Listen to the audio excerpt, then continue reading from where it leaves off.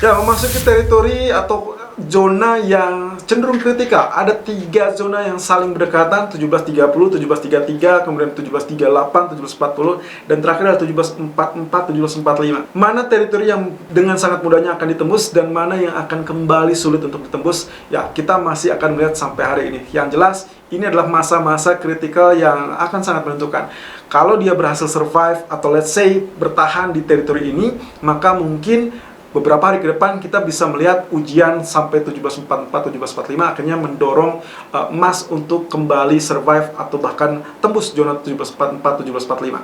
Nah, kalau ini yang terjadi, maka pola double bottom yang kita suspek atau yang kita curigai di awal pekan ini itu akan terjadi atau konfirmasi yang sangat bagus.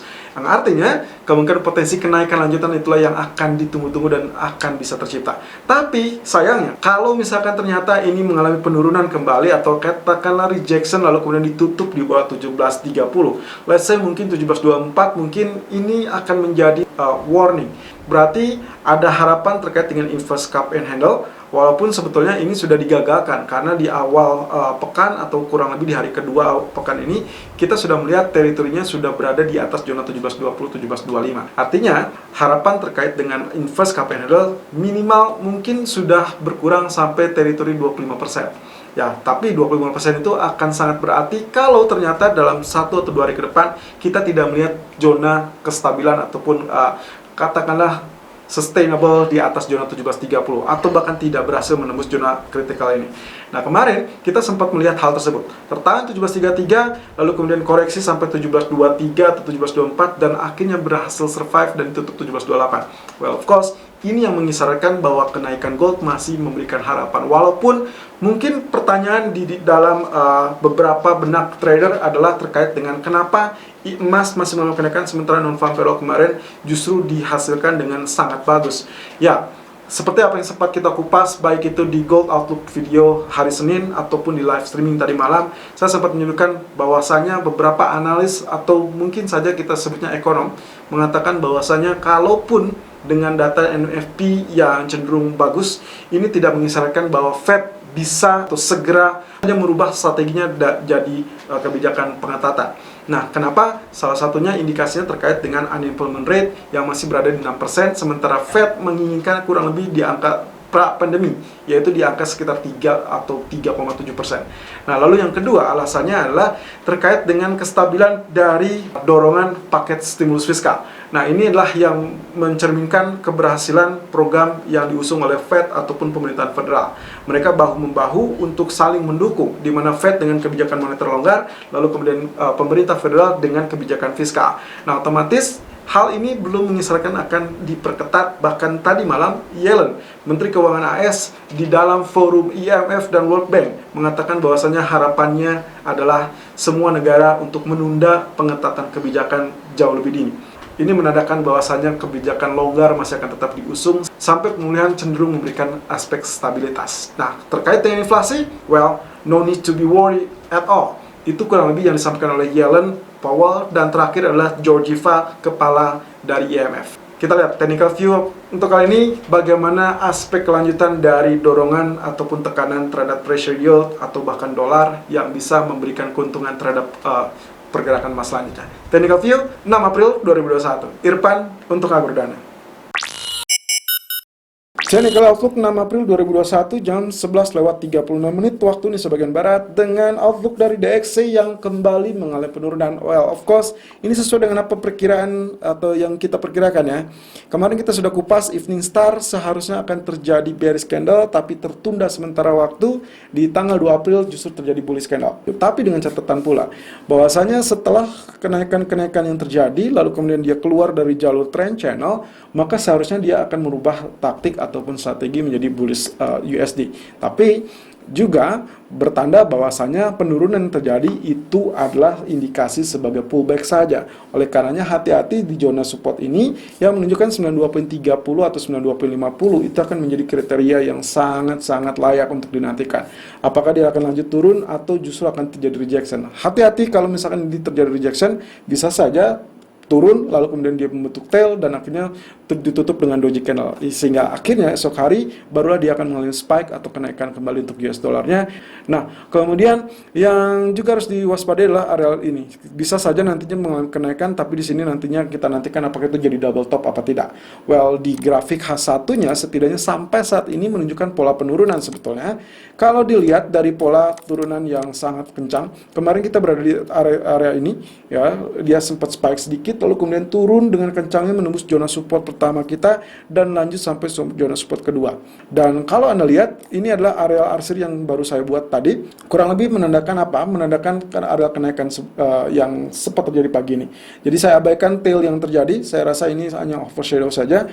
Nah, kemudian saya mencermati dari pola pergerakan ini.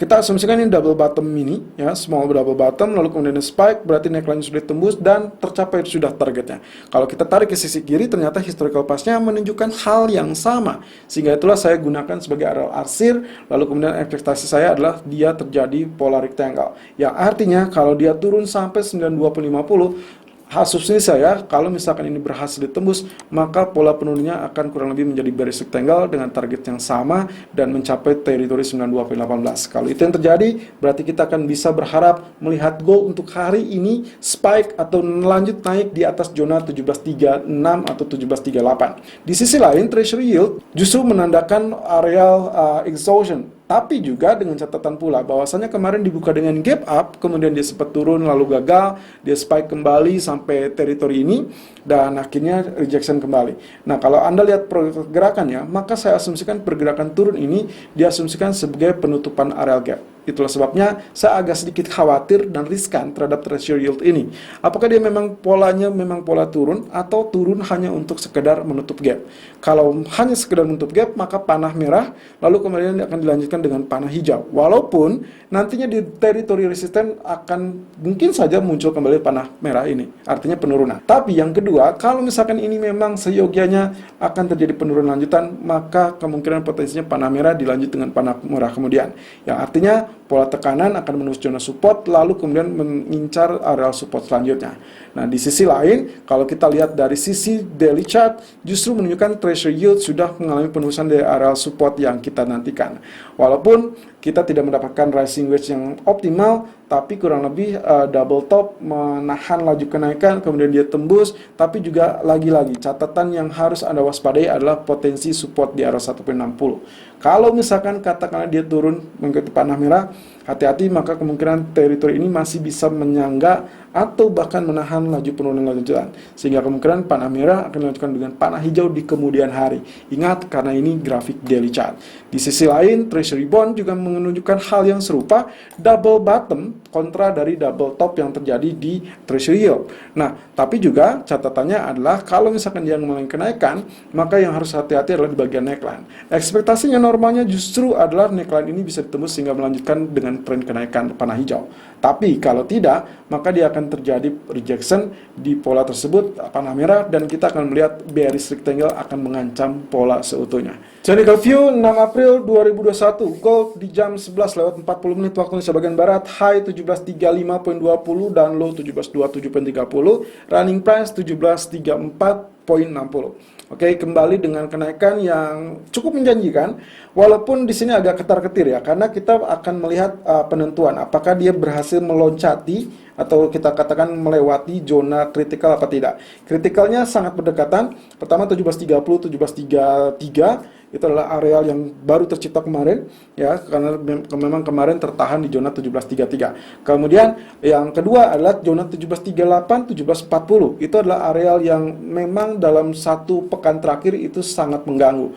Kemudian yang tentunya 1744, 1745 yang akan menjadi areal neckline dari pola potensial double bottom. Kalau misalkan itu bisa ditembus, berarti welcome to new era of gold. Jadi kemungkinan potensi kenaikan masih bisa tercipta lanjutannya sampai at least 1765 atau 1763. Nah, tapi yang menjadi perkara adalah kekhawatiran kita juga dinaungi dengan kekhawatiran inverse cup and handle. Ya, lekungan ini menunjukkan potensi cup-nya, lalu kemudian ini kenaikan sebagai bagian handle. Walaupun ini sudah bisa dibilang 25% digagalkan. Ya, kenapa? Karena bagian handle sudah nyaris berada kurang lebih berada di bagian topnya. Yang artinya ini akan berpotensi mengalami kegagalan. Seharusnya kalau misalkan dia membuka diri untuk potensi inverse cup handle, maka harusnya dia akan terjadi rejection di teritori 1721 atau 1725. Tapi yang terjadi justru dia sudah realnya sudah mencapai teritori 1730. Dan kemarin pun kita sudah sempat kupas, kalau misalkan dia sustain ditutup atau menjaga kestabilan di zona 1730 atau let's say 1728, 1730, maka kemungkinan potensi kelanjutan kenaikan masih bisa memunculkan harapan baru. Lalu kemudian yang harus menjadi catatan untuk hari ini adalah terkait dengan kondisi hammer.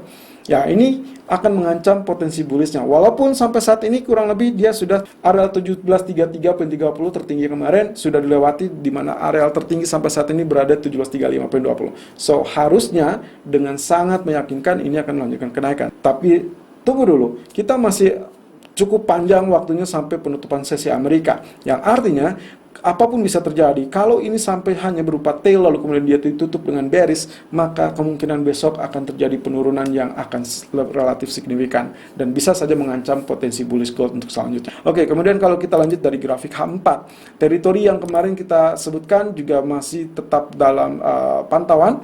Ya, walaupun ini sudah cukup menjanjikan, satu candle utuh mengalami bullish, lalu sekarang nempel di bagian trendline. Kita lihat ya, kemudian hari apakah dia bisa melanjutkan kenaikan apa tidak. Tapi sampai saat ini cukup menjanjikan, berada di atas areal garis, sehingga kemungkinan kita ekspektasinya next candle-nya akan tetap berada di atas jalur ini. Lalu kemudian resisten 1739, 1740 itu akan menjadi penyangga yang sangat bagus. Dan itulah kenapa tadi pagi saya sempat memberikan opsi dua alternatif, di mana Anda bisa melakukan buy on breakout atau buy on dip. Kita lihat dalam alasannya, salah satunya ini.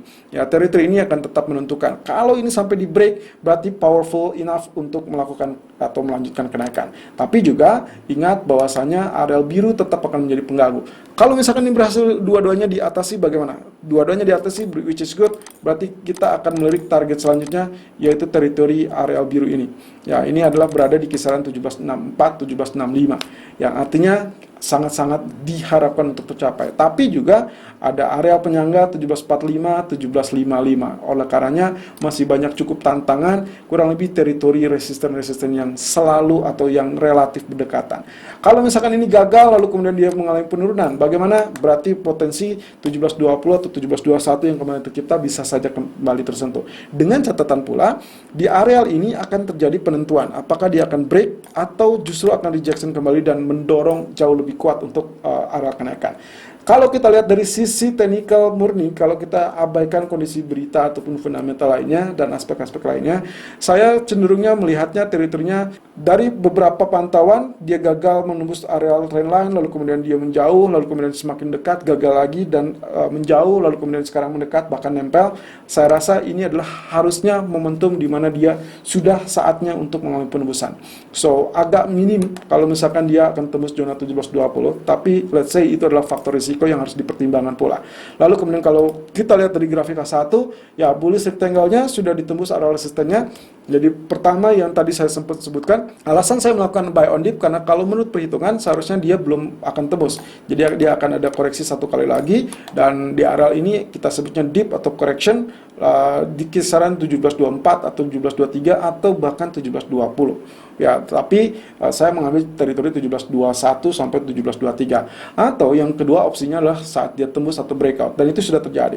Well, of course, kalau misalkan ini sudah terjadi, maka aspek selanjutnya 1737 sangat wajar untuk dinantikan. Jadi target pertamanya, kalau misalkan Anda sudah melakukan buy on breakout sesuai dengan opsi yang kedua kami tawarkan tadi pagi, maka target seharusnya atau target yang diperkirakan akan tercapai itu kurang lebih akan berada di kisaran 1738 atau 1737. Ya, saya mengantisipasi ini akan terjadi rejection. Kemudian target kedua adalah 1745. Ya, berarti titik ini yang akan dicapai atau yang akan dikejar. Nah, tapi kalau in case ternyata nantinya tertahan terlebih dulu 1737, apa yang harus kita lakukan? Well, of course, Anda bisa antisipasi dia dengan potensi pullback. Ya, pullback yang memungkinkan adalah teritori ini 1732 atau bahkan 1733. Ya, jadi kemungkinan potensi kembali ke titik awal, atau yang paling aman adalah di titik saat dia breakout di teritori 1730. Memang jaraknya cukup berdekatan dan itu semua tergantung dari posisi ekuitas dan ataupun strategi trading Anda. Selalu menggunakan stop loss dan risk management sesuai dengan equity dan strategi trading Anda. Irfan untuk Agrodana.